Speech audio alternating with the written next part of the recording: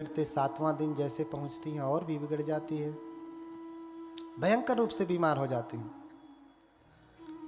भयंकर रूप से बीमार हो जाती हैं, अब मरने वाली हैं। और कहते हैं कि 8वें दिन में माता महामाया अपने शरीर को त्याग देती हैं। अभी बच्चा 7 ही दिन का है, 7 दिन जैसे ही पूरा हुआ माता ने अपने शरीर को त्याग दिया। ये तो बच्चा कोई शुभ नहीं होगा ना। गांव में ऐसा बच्चा पैदा हो जाए तो लोग कहते हैं कि अरे ये तो भूत है, प्रेत है, पैदा होते ही अपनी माँ को खा गया। लड़की हो तो और बुरा हो जाता, ये तो डाइन है, पैदा होते खा गई, ऐसा कहते हैं ना। ये बड़ी गलत धारणा है। सब लोग अपने अपना आयु संस्कार लेकर के आते हैं। किसी के जन्म लेने और मरने से मैं तो चाह रहा हूं आप मर जाएंगे नहीं ना। मर जाइए, आप मुझे चाहिए मैं मर जाऊं, मर जाता हूं, नहीं मर सकता। मुझे जब मरना है मैं तभी मरूंगा। आपके चाहने न चाहने से मरने वाला नहीं। मेरे शुभ अशुभ का आपके ऊपर प्रभाव पड़ने वाला नहीं। 7 दिन के बाद ही माता अपने शरीर को त्याग देती है, मर जाती है। और कहते हैं देवलोक में चली जाती है मरने के बाद, क्योंकि अभिधर्म का उपदेश, बुद्ध का जो त्रिपिटक है, सूत्र विनय अभिधम, सूत्र विनय का उपदेश तो धरती पे हुआ है, अभिधर्म का उपदेश धरती पे नहीं हुआ है। अपनी माता को बाद में जब बुद्ध बनते हैं तो उपदेश देते हैं और फिर संकिसा उतरते हैं। आगे की कथा में बताऊंगा।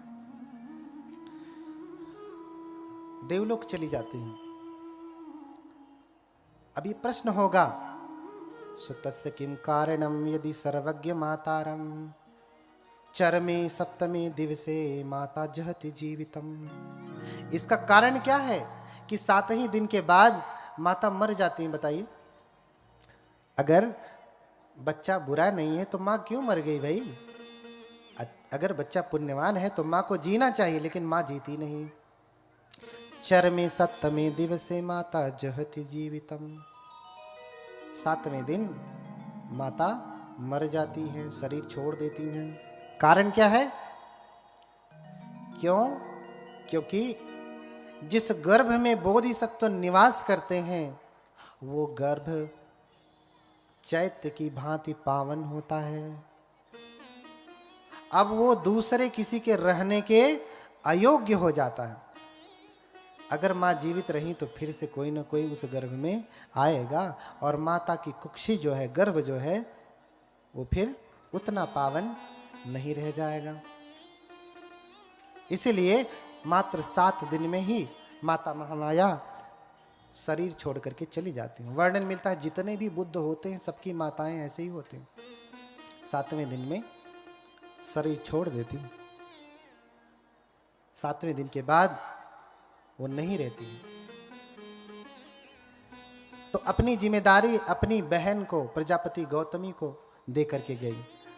मरने के बाद प्रजापति गौतमी ने ही संभाला, क्योंकि जीते समय जिम्मेदारी दी, बुलाया, कहा मेरी बहन, मैं जानती हूं कि मेरे मरने के बाद तू मेरे बेटे का मुझसे भी कहीं ज्यादा ध्यान रखेगी। तू मेरे बेटे के लिए मां से भी बढ़ करके भी होगी। तभी से एक कहावत कही गई, माई मुए मौसी। कल बताया था ना एक कहावत,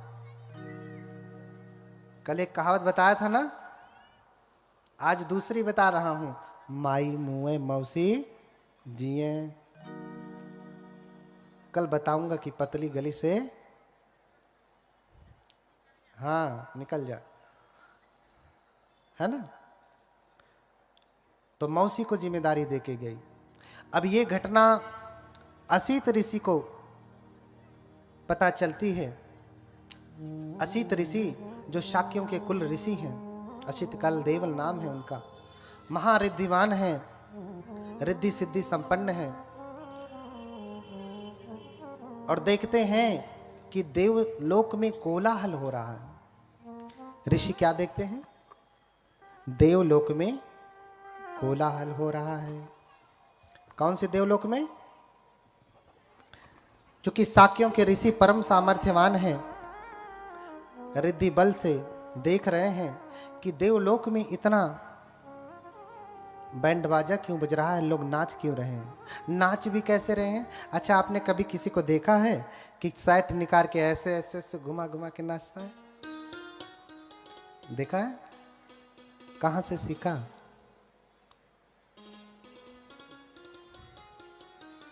कहां से सीखा?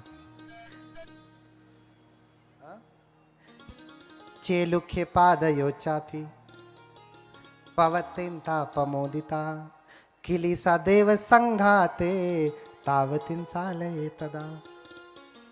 देवतागण इतने खुश हैं कि संसार में बुद्धों का जन्म हो चुका है, और इतने खुश हैं, हुर्रा हुर्रा करते हुए अपने कपड़ों को निकाल निकाल के घुमा घुमा करके नाच रहे हैं, डांस कर रहे हैं, आनंद मना रहे हैं, उत्सव मना।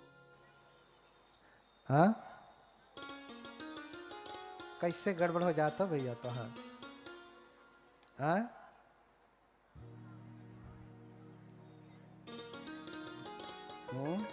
इतने लोगों के धर्म में बाधा ना पड़े, नहीं तो बड़ी बाधा हो सकती है। हाँ? चेलुखे पादयो चापी पवतिंता पमोदिता किलीसा देव संघाते तावतिन सालये तदा।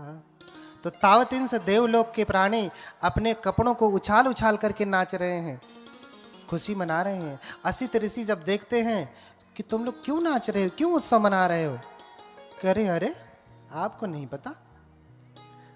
अरे पूरे कपिलवत तुम ही जातो सुदोधन नाम त्रजो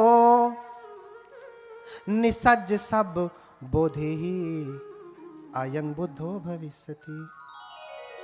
अरे आपको नहीं पता, इस कपिल वस्तु के राजा सुदोधन के घर में ऐसे पुत्र का जन्म हुआ है जो परम ज्ञान को प्राप्त करके बुद्ध कहलाएगा। बुद्धोति सद्दं सुत्वा पीतियो दग्गमानसो। बुद्धोति वचनं सुत्वा पीतियो दग्गमानसो। अच्छा, बुद्ध जब शब्द सुना तो उनका हृदय प्रीति से भर गया, रोम रोम खड़ा हो गया, इतनी खुशी, इतना आनंद। अरे बुद्ध का जन्म हो रहा है, और जैसे नहीं कहते हैं उदग्र, पेट बाहर आ गया, उनका पेट जो फूल गया, सांसें बड़ी होने लगी। अरे बुद्धों का जन्म हो रहा है।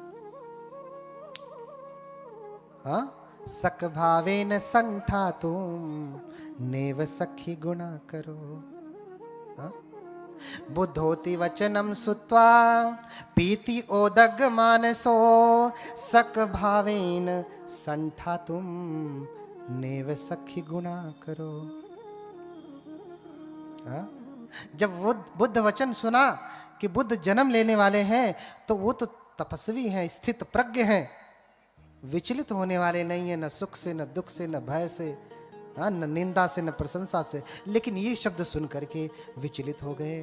विचलित होने का अर्थ है भाव विभोर हो गए, उनके रोम रोम खड़े हो गए, उनके शब्दों से वचन नहीं फूट पा रहे हैं, वचन नहीं निकल पा रहे हैं।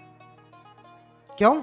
क्योंकि बुद्धोति सद्दं दुर्लभं लोकस्मिन्। बुद्ध शब्द इस संसार में दुर्लभ है, इतनी आसानी से बुद्धों का जन्म नहीं हुआ करता। तो तुरंत वहीं से कहते हैं अच्छा बुद्ध का जन्म हुआ है तो मैं बुद्ध का दर्शन करने जाता हूँ, होने वाले बुद्ध का दर्शन करना चाहता हूँ। और वहीं से तुरंत पहुंचते हैं राजा के कपिलवस्तु, और राजा के राजद्वार पे, गेट पे खड़े हो जाते हैं और संदेशा भिजवाते हैं, जाओ कहो राजा से कि असित ऋषि आए हैं। तुरंत सूचना मिलती, राजा स्वयं भागा भागा, सुद्धोधन स्वयं भागा भागा जाता है, ऋषि को ससम्मान लेकर के आता है। निसज्जित्वा सुपन्यते निसिन्नवासनेसी, लेकर के आया राजन, और कहां बिठाया? पहले ही सीट लगा के रखा है कि ऋषि आ रहे हैं, असित ऋषि आ रहे हैं, उनके लिए सीट पहले से ही बना के रखा। देखिए, जब आपके घर में, ये परंपरा है बौद्धों की, आप कहीं भी जाएं, श्रीलंका, थाईलैंड, बर्मा, जहां भी बौद्ध देश में जाएंगे, जब कोई भिक्षु आने वाला होता है तो पहले से ही सारा आसन बिछा के रखते हैं। ये नहीं कि पहले भंते को लेकर के आए, फिर भंते जी आइए, थोड़ा खड़े रहेंगे, भंते अरे लाओ रे, चारपाई निकालो, कुर्सी निकालो, सोफा निकालो, बिठाओ। अरे तुम्हें पता ही है कि आने वाले हैं, तो निस्सज्जित्वा सब कुछ करके रखो ना। राजन ने सुन लिया कि असित ऋषि आ गए, पहले ही सब रेडी करवा दे। उनके पास नौकर चाकर हैं, आपके पास भाई गृह स्वामी है, आपके पुत्र पुत्रियां हैं, और आसन लगाने में क्या बारात तो चाहिए नहीं, एक आदमी लगा सकता है। निसज्जित्वा सुपन्यते इसिनो आसने से जातो किर महाराज पुतो तेनुतर सुधी। और जब बैठ जाते हैं तो राजन पूछते हैं, महाराज आज अचानक कैसे आना हुआ? ऋषि कहते हैं कि जातो किर महाराज पुतो तेनुतर सुधी, मैंने सुना है कि तुम्हें सुपुत्र प्राप्त हुआ है, तुम्हें पुत्र रत्न की प्राप्ति हुई है।